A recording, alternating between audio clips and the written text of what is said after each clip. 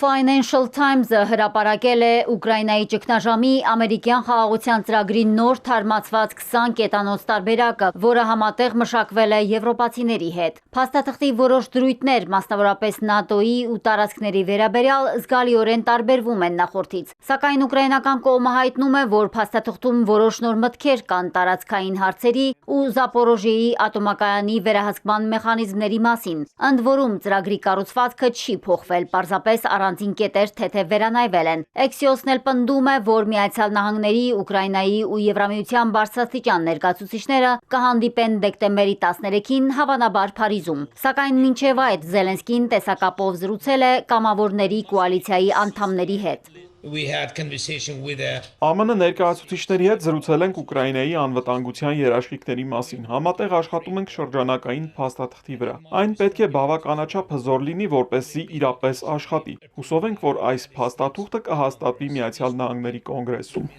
Ուկրաինայի նախագահն անդրադարձել է նաև ընտրություններ անցկացնելու Վաշինգտոնի ճնշմանը, սակայն կան պայմաններ։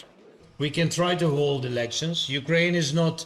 կարող ենք փորձել ընտրություններ անցկացնել։ Ուկրաինան չի թաքնվում ժողովրդավարությունից, սակայն ընտրություններ անցկացնելու համար անհրաժեշտ է անվտանգության բաղադրիչ, որում ամենաշատը կարող է օգնել նահանգները։ Եթե քվեարկության անհրաժեշտություն կա, ուրեմն պետք է հրադադար լինի գոնե քարոզարշավի ու ընտրությունների ժամանակ։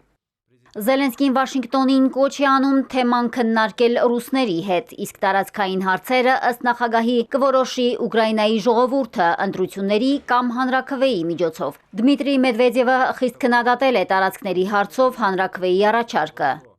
Նարկոֆյուրերը պարզապես միջնամատ է ցույց տվել Սպիտակ տանը։ Բոլորն են հասկանում, որ Ուկրաինայում տարածքային հանրաքվեն կդանդաղեցնի բանակցությունները։ Հենց դրան է ուզում հասնել Կիևի ծաղրածուն, որքան դեռ պետք է հանդուրժեք սա Ամերիկա։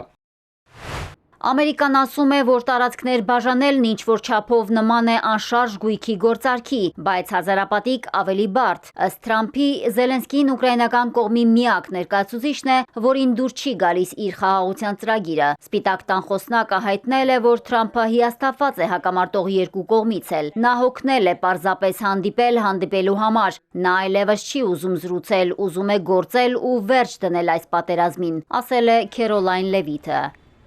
Մարիկ Օստանյան, Էպիկենտրոն։